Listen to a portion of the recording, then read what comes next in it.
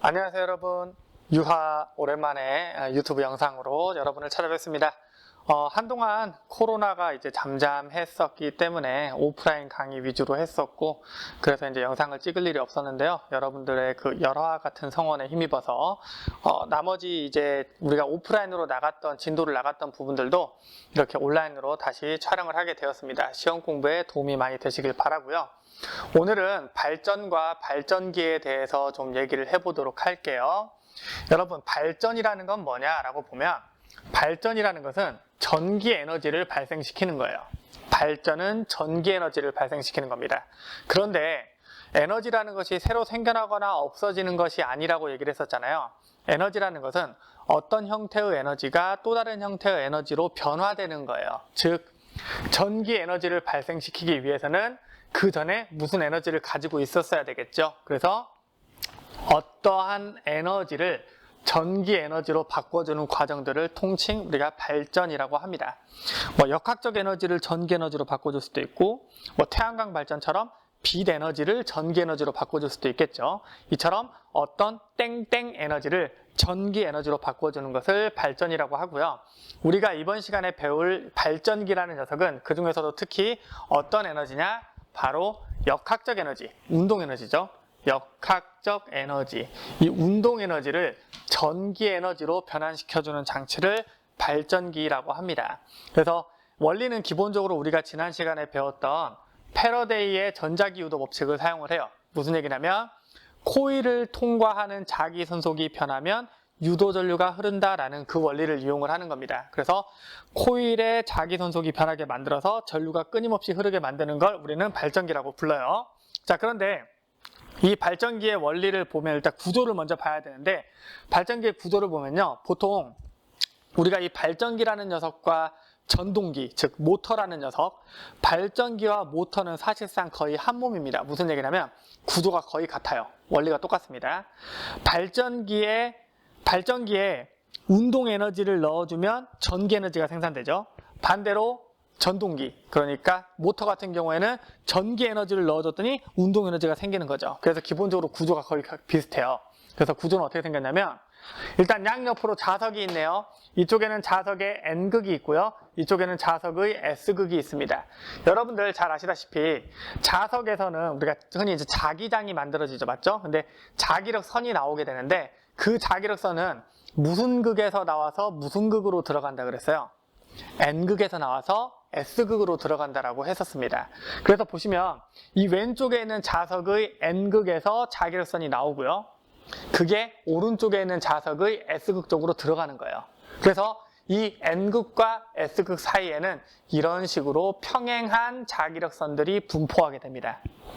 이렇게 평행하게 자기력선이 분포해 있는 이 자기장을 띠고 있는 이 공간에다가 뭘 놓을 거냐면, 이렇게 사각형 고리 모양, 실제로 실험을 할 때는 동그란 고리로 해도 상관이 없어요. 자, 이 사각형 고리 모양의 도선을 이렇게 끼워 넣을 겁니다. 어떤 식으로 끼워 넣는 거냐면, 이런 사각형 형태의 도선을 이렇게 꽂아 놓은 거예요. 이렇게 꽂아 놓은 상태에서 얘를 어떻게 하냐면 빙글빙글 돌립니다. 자, 빙글빙글 돌린다, 돌아가는 거, 움직이는 거예요. 무슨 에너지죠? 역학적 에너지죠. 얘를 이렇게 빙글빙글 돌리게 되면 이 코일에서 유도전류가 흐르면서 전기 에너지가 생산이 된다. 이게 바로 기본적인 발전기의 원리입니다. 자, 그렇다면 왜 전기가 생길까?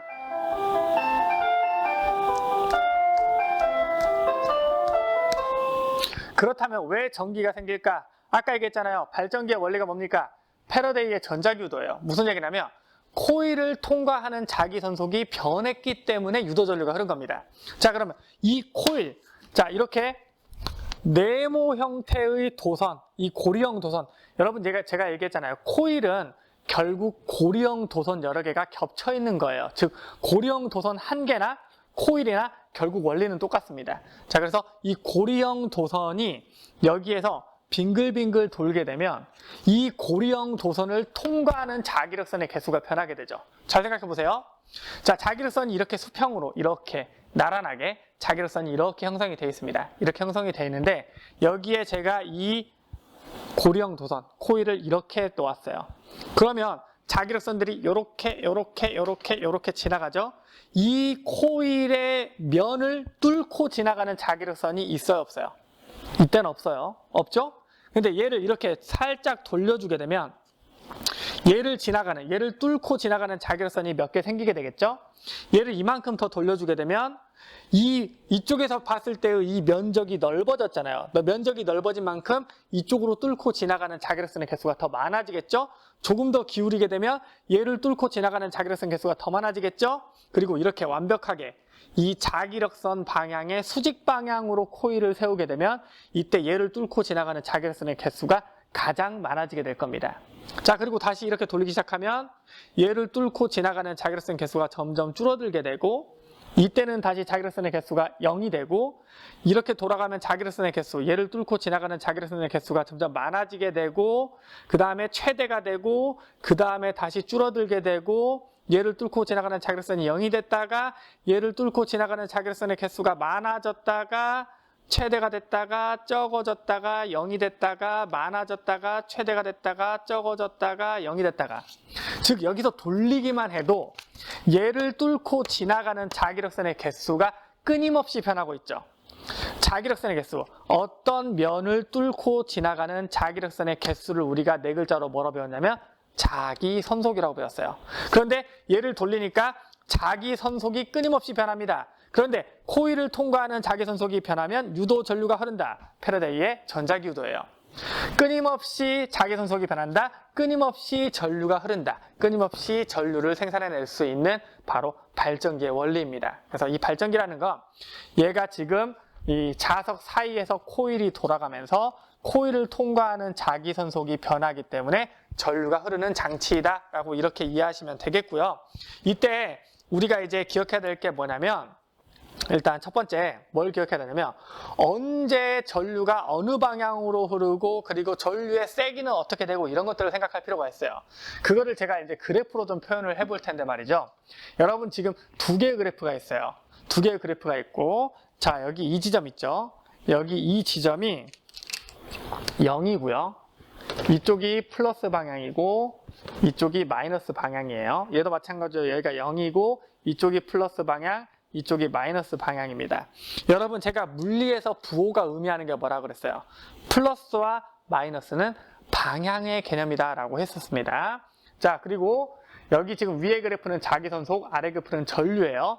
방금 전에 제가 설명했었던 자기선속부터 한번 짚고 넘어가 보도록 할게요. 아까 얘기했던 것처럼 이 자기선속을 표현을 할 건데 이 자기선속이라는 거를 표현할 때 어떻게 할 거냐면 지금 얘가 지금 이런 식으로 돌아가고 있잖아요. 얘가 지금 이런 식으로 펜을 좀 엉덩이에 넣고 잠깐만요. 자 이렇게 돌아가고 있죠.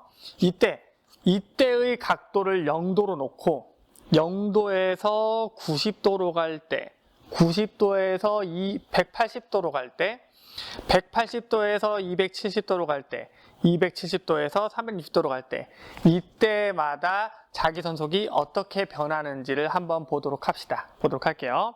자, 자기선속 그래프를 그려보면 어떻게 나오냐면 여러분들 보세요. 0도일 때는 확실하죠. 자기력선이 이렇게 지나갑니다. 얘를 뚫고 지나가는 자기력선이 있어요, 없어요? 없네요. 자, 그렇기 때문에 0도일 때는 자기선속 값이 0, 최소값이 나오게 됩니다. 0이 나오게 돼요. 여기까지 됐죠? 자, 그러다가 0도에서 90도로 가는 동안에는 어떤 식으로 변할까라고 봤더니 0도에서 90도로 바뀔 때는 0도에서 90도로 가는 동안에는 점점점 이 코일을 뚫고 지나가는 자기력선의 개수가 많아지게 되죠.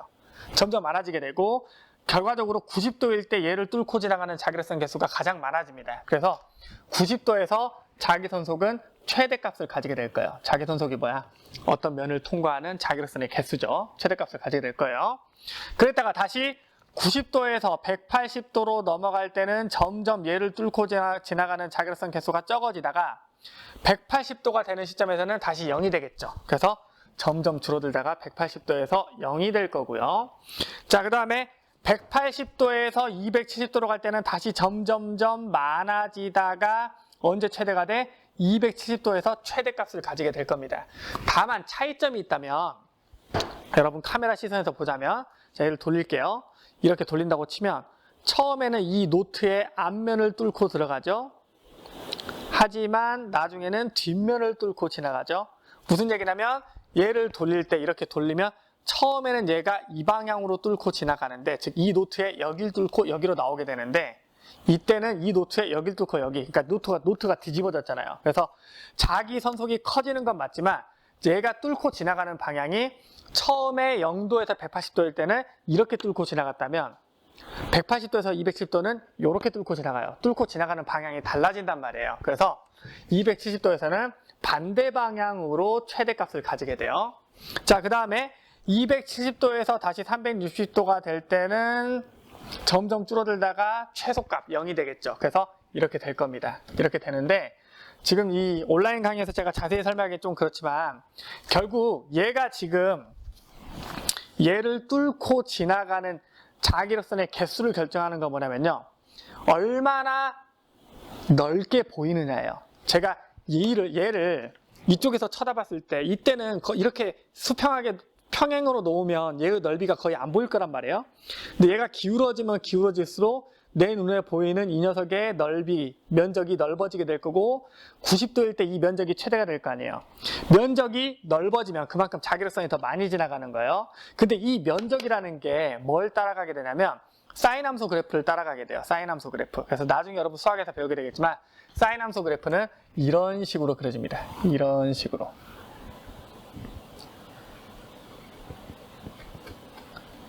이런 식으로 그래프가 그려지게 돼요. 이런 그래프를 그려지게 돼요. 그래서 0도일 때 0이었다가 점점 커져서 90도일 때 최대가 되고, 다시 180도에서 0이 됐다가 210도에서 반대 방향 최대가 되고 360도에서 0이 되는 이런 형태를 띠게 됩니다. 이게 바로 자기선속의 변화 그래프고요. 그 다음에 전류의 변화 그래프를 보도록 할게요. 여러분, 전류라는 건 기본적으로 생각해 보시면, 여러분 패러데이 전자기 유도 법칙에 따르면 자기선속이 변해서 전류가 흐르는 거라 그랬어요. 맞죠? 근데 혹시 이 공식 기억나세요? 이 공식? 이때 유도 기전력 V 같은 경우에, 유도 전압 V 같은 경우에는 마이너스 N 델타 T분의 델타 파이를 따라간다고 했던 거 기억하실 거예요. 이게 무슨 뜻이었냐면 이때 전압이라는 것은 시간에 따른 자기선속의 변화율을 따라간다고 했어요. 시간에 따른 자기선속의 변화율을 따라가요. 시간에 따른 자기선속의 변화율. 자, 얘가 지금 뭐예요? 전압이죠. 얘는 가문수인데 어차피 얘는 코일 하나로 하는 거기 때문에 가문수는 의미가 없고요. 얘는 자기선속의 변화, 델타 파이는, 얘는 시간의 변화.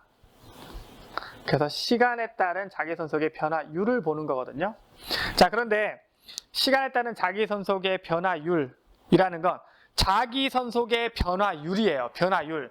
여러분, 변화율이 크다, 변화율이 작다라는 건 어떤 개념이냐면 이런 개념이에요. 선생님이 밥을 열심히 먹었습니다. 한 달에 몸무게가 1kg씩 늘어났어요. 그러면 뭐 그래프를 이렇게 그리겠죠. 중학교 때 그렸던 그래프를 치면 한 달, 두 달, 세 달, 네 달 이렇게 보면 한 달에 1kg씩, 1kg, 2kg, 3kg, 4kg, 한 달에 1kg씩 체중이 증가했어 하면 그래프를 이런 식으로 그리죠. 맞죠? 근데 선생님이 엄청나게 더더더더 잘 먹어서 한 달에 2kg씩 체중이 상승했다고 합시다. 이렇게. 자, 그러면 여러분, 한 달에 1kg씩 체중이 증가한 게 변화율이 큰 거예요? 한 달에 2kg씩 체중이 증가한 게 변화율이 큰 겁니까? 한 달에 2kg 증가한 게 변화율이 큰 거죠. 자, 얘가 더 변화율이 큰 거란 말이에요. 그럼 우리는 이 변화율이라는 걸, 변화율이라는 걸 그래프에서 뭘로 생각하면 되는 거냐면 변화율은 결국 기울기예요. 기울기가 크면 변화율이 크다라고 보는 거예요. 자, 그럼 이 자기선속 그래프 봅시다. 이 자기선속 그래프에서 기울기가 의미하는 게 뭐라고요? 이게 바로 자기선속의 변화율을 의미해요. 맞죠? 그래프의 기울기가 변화율이라 그랬잖아요. 변화율을 의미하고, 그 다음에 자기선속의 변화율이 커지게 되면, 자기선속의 변화율이 커지게 되면 유도전압이 커지죠. 그리고 ohm의 법칙에 따르면 전압이 커지면 전류도 커지거든요. 그러니까 한마디로 얘기하면 전류의 세기 역시 자기선속의 변화율에 그대로 비례하게 됩니다. 그래서 결론적으로 뭐냐? 자기선소 그래프의 기울기가 클 때 전류가 세다는 얘기예요. 그럼 얘 기울기 봅시다. 이런 곡선형 그래프의 기울기 같은 경우에는 그 순간순간의 기울기는 접선의 기울기라고 표현합니다. 자, 여기서는 이 접선의 기울기가 이만큼 나오죠. 접선의 기울기가 가장 커요. 점점 접선의 기울기가 점점 작아지게 되죠. 그러니까 접선의 기울기가 가장 클 때 전류도 가장 크겠죠. 그래서 전류값은 0도에서 최대값을 찍게 됩니다. 최대값을 찍어요. 자, 그런데 90도가 될 때는 순간적이나마 그래프의 기울기가, 이 접선의 기울기가 0이 되죠. 그러니까 90도일 때 전류의 세기는 0이 되고요. 그 다음에 다시 기울기가 점점 기울어집니다. 그래서 다시 180도에서 이 그래프의 기울기가 최대가 돼요. 차이점이 있다면 이렇게 최대냐, 이렇게 최대냐죠. 즉 방향이 다르죠. 그래서 다 반대 방향으로 180도일 때는 반대 방향으로 전류값이 최대가 됩니다. 그 다음에 다시 270도가 되면 어떻게 돼요? 기울기가 최소가 되죠. 0이 되죠. 그러니까 전류값도 0이 되고요. 다시 360도가 되면 이 그래프의 기울기가 최대가 되죠. 그러니까 이때 전류값도 마찬가지로 최대가 됩니다. 그래서 전류의 그래프는 어떻게 나오냐면 이런 식으로 그래프가 나오게 돼요.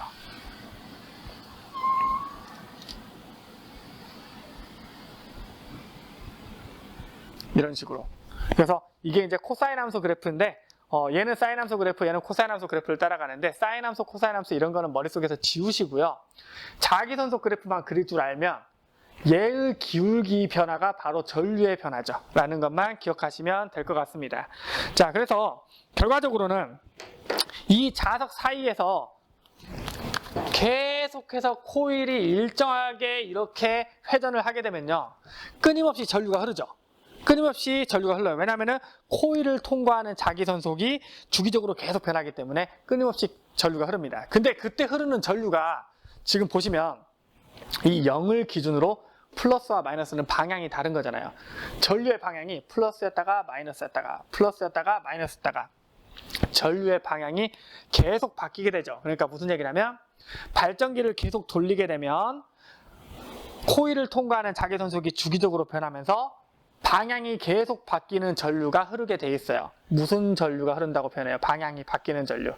교류 전류가 끊임없이 흐르게 되는 게 바로 이 발전기의 특징입니다. 라는 거 기억해 두시기 바라고요. 여기 이제 시험에서 많이 물어보는 게 뭘 물어보냐면 이런 걸 물어봅니다. 첫 번째 뭘 물어보냐면 코일면이 자기력선에 날아날 때, 자, 자기력선과 코일면이 날아날 때 이 순간을 얘기하는 거고요.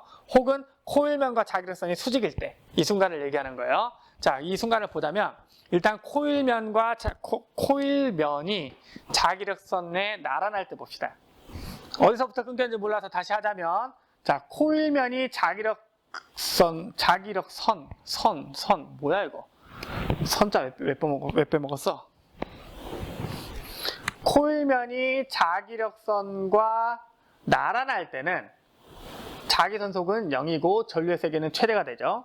그리고 코일면이 자기력선의 수직일 때는 자기선속은 최대가 되고 전류의 세기는 0이 돼요. 0이 된다는 거 기억해 두시기 바라고요.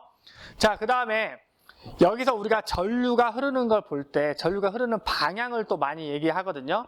유도 전류의 방향을 얘기하는 법칙이 있습니다. 바로 렌츠 법칙이죠. 렌츠 법칙은 뭐냐면 유도 전류가 흐르는 방향은 바로 자기선속의 변화를 방해하는 방향이다. 그 방향으로 유도전류가 흐른다라고 했던 게 바로 렌츠의 법칙이에요. 그래서 이 렌츠 법칙을 통해서 전류가 어떻게 흐르는지, 이렇게 흐르는지 아니면 이렇게 흐르는지를 알아보도록 할게요. 그래서 코일에다가 제가 A, B, C, D 표시를 해뒀습니다. A, B, C, D 이렇게 표시를 해뒀어요. 자, 전류가 어떻게 흐르는지 볼게요. 자, 보자면 일단 0도에서 90도 봅시다. 0도에서 90도로 가는 동안 90도로 가는 동안 어떤 일이 생기는지 볼게요. 자, 보시면 0도일 때 자기선속이 0이야, 맞지?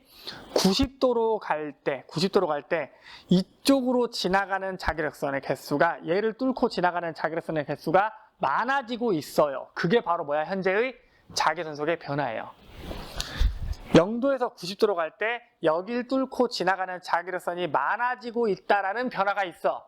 근데 이 코일이 만드는 유도전류는 이 코일에 흐르는 유도전류는 이 자기선 속의 변화를 방해해야 돼요. 이게 늘어나고 있는 상황이야. 그럼 이걸 방해하려면 얘는 이걸 만들어야겠어? 요걸 만들어야 되겠어. 이게 늘어나고 있는 걸 방해하려면 요걸 만들어야 되겠죠. 맞죠? 그러면 이 코일이 이 방향의 자기력선을 만들기 위해서는 오른손 이렇게 딱 놓고 이게 자기장 방향이 돼야 되니까 전류가 이렇게 흘러야 된다는 뜻이죠. 요렇게. 그러니까 이렇게 흐르는 거기 때문에 A, B, C, D 이렇게 A, B, C, D 방향으로 흘러야 되는 거예요. 그래서 이때 0도에서 90도일 때의 자기장 방향은 바로 A를 거쳐서 B를 지나 C를 거쳐서 D로 가는 방향이다 라고 이렇게 이해하시면 되겠고요. 자, 그 다음에 90도에서 180도 봅시다. 90도에서 180도 볼 때는 얘가 지금 이렇게 가는 동안 이쪽으로 뚫고 지나가는 자기력선의 개수가 이제 어떻게 돼요? 점점 줄어들죠. 이쪽으로 뚫고 지나가는 자기력선의 개수가 줄어들고 있다라는 이 변화를 방해하고 싶어요. 얘가 줄어들고 있을 때는 얘를 더해줘야 돼. 얘를 반대로 해줘야 돼. 얘를 더해줘야 줄어드는 변화를 방해할 수 있겠죠. 그래서 이때는 얘가 만드는 자기장 방향이 어느 방향이 돼야 돼? 요 방향이 돼야 돼. 그러니까 어떻게 전류가 어떻게 흘러야 돼? 요렇게 흘러야 돼요. 요렇게 흘러야 되기 때문에 뭐라고 표현합니까? 요렇게니까 DCBA 방향으로 흐른다고 표현을 하죠. 그래서 우리가 90도에서 180도로 갈 때는 DCBA 방향으로 흐른다라고 이렇게 표현을 합니다. 자, 그 다음에 이제 180도에서 270도로 갈 때는 이렇게 뚫고 지나가는 자기력선의 개수가 많아지고 있는 거니까 이걸 방해하기 위해서 이 방향으로 만들고 싶겠죠? 그러니까 이렇게 놓고 이렇게 흘러야 돼. 이렇게 흐르는 건데 문제는 뭐냐면 이 코일이 지금 반바퀴 뒤집어졌잖아요. 그러니까 이렇게 돌려보면 실제로 이 방향은 DCBA 방향이죠. 그래서 역시나 180도에서 270도로 갈 때도 역시 DCBA 방향으로 전류가 흐른다 라고 이렇게 기억하시면 돼요. 자, 그런데 270도에서 다시 360도로 갈 때는 얘를 뚫고 지나가는 자기력선의 개수가 줄어들고 있으니까 이 방향을 만들려고 할 거야. 그러니까 이렇게 전류가 흘러야 되니까 이렇게 감아주면 돼요. 여러분 노트 들고 해보시면 알아요. 그럼 이렇게 감는 게 뭐냐면 실제로 이 노트상에서는 A, B, C, D가 돼요. A, B, C, D. 그래서 이거는 여러분들이 직접 노트를 손에 들고 해보셔야 돼요. 해보셔야 됩니다. 270도에서 360도로 갈 때는 A, B, C, D 방향으로 이렇게 전류가 흐르게 됩니다. 그래서 여러분들이 노트에다가 A, B, C, D 표시를 해놓고 돌려보세요. 돌리면서 자기량이 늘어나는지 줄어드는지를 판단하면서 엄지손가락 놓고 이렇게 돌려보고 이렇게 돌려보고 하면 이 말이 무슨 의미인지 이해할 수 있을 겁니다. 그래서 코일에는 자기선 속의 변화를 방해하는 방향으로 유도전류가 흐른다라는 렌츠 법칙을 통해 이 코일이 0도에서 90도 갈 때, 90도에서 180도, 180도에서 270도, 270도에서 360도로 갈 때 전류 방향이 어떻게 바뀌는지 알 수가 있어요. 언제 바뀌었습니까? 90도에서 한번 바뀌고 270도에서 한번 바뀌죠. 그래서 실제로 이 전류 그래프에서도 보시면 90도와 270도에서 이 부호가 플러스에서 마이너스, 마이너스에서 플러스로 바뀐다는 걸 알 수가 있습니다. 그래서 이 전류의 방향까지 잘 기억해 두시길 바라고, 이거는 강의만 한번, 이게 2D로 제가 설명하는데 좀 한계가 있어요. 그래서 이걸 가지고 나름대로 하긴 했는데 직접 여러분이 어떻게 코일처럼 A, B, C, D 표현해 놓고 한번 돌려보시길 바라고요. 그 다음에 여러분들이 한 번 보고 이해하기 좀 힘들 수 있기 때문에 여러 가지 문제들 풀어보시면서 몸에 익힐 수 있기를 바랍니다. 그래서 오늘 발전기에 대한 수업은 여기까지 하도록 할게요. 여러분 다음 시간에는 우리나라의 여러 가지 발전 방식 중에서 가장 대표적인 화력 발전, 원자력 발전, 그리고 수력 발전에 대해서 얘기해 보도록 하겠습니다. 수고하셨습니다.